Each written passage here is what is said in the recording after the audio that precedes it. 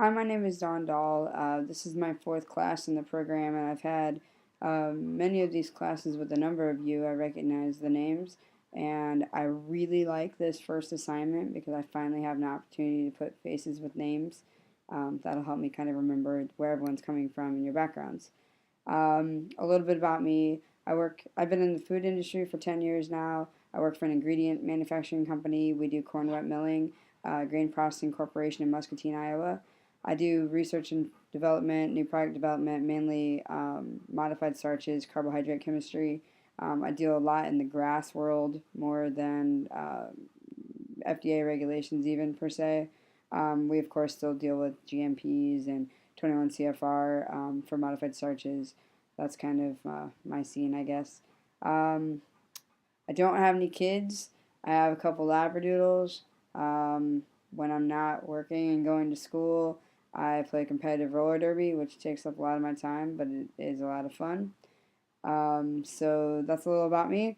I'll go ahead and get into the food that I chose for this project, and my favorite food by far is breakfast cereal. I eat it for breakfast, lunch, and dinner, many different snacks. I usually have three or four kinds going at any given time, but my all-time favorite is Raisin Bran. Um, a few things about Raisin Bran. On the front here it says whole grain wheat. In order to put that on your label, there is a definition for whole grain wheat that it must contain wheat and all of its components in its original proportions. And the first ingredient on the label declaration is whole grain wheat, followed by raisins. Um, in the ingredient declaration, all of the NLEA standards are met.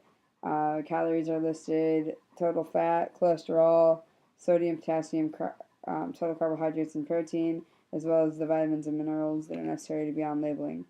Um, at the top of the label here, I don't know if you can see it, it says excellent source of fiber. Excellent source of fiber is defined in the 21 CFR Part 101 as containing 5 grams or more per serving. Raisin Bran contains 8 grams of fiber per serving, so it's an excellent source of fiber.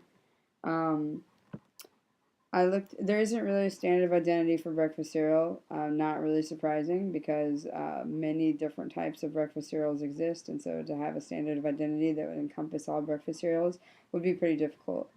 As far as defect action limits, there's not a action limit specific for breakfast cereal, but the different components in breakfast cereal might have defect action limits. So, for instance, Raisin Bran, the second ingredient on the label declaration is raisins.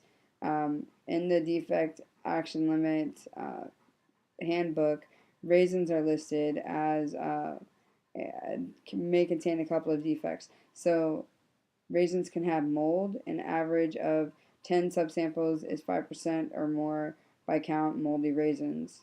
And they can also contain sand or grit.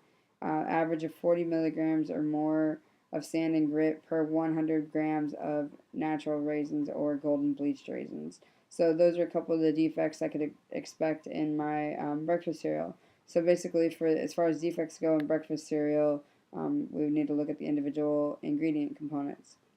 Um, Other regulatory issues with breakfast cereal, of course, the GMP requirements are necessary. So 21 CFR Part 110 for GMPs would need to be met.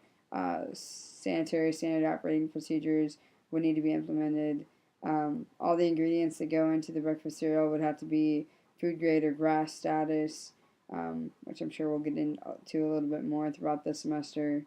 Um, that's really about all I was able to find on breakfast cereal. Um, like I said, I really enjoyed this assignment because I get to put faces with names, which is really helpful to me to remember people.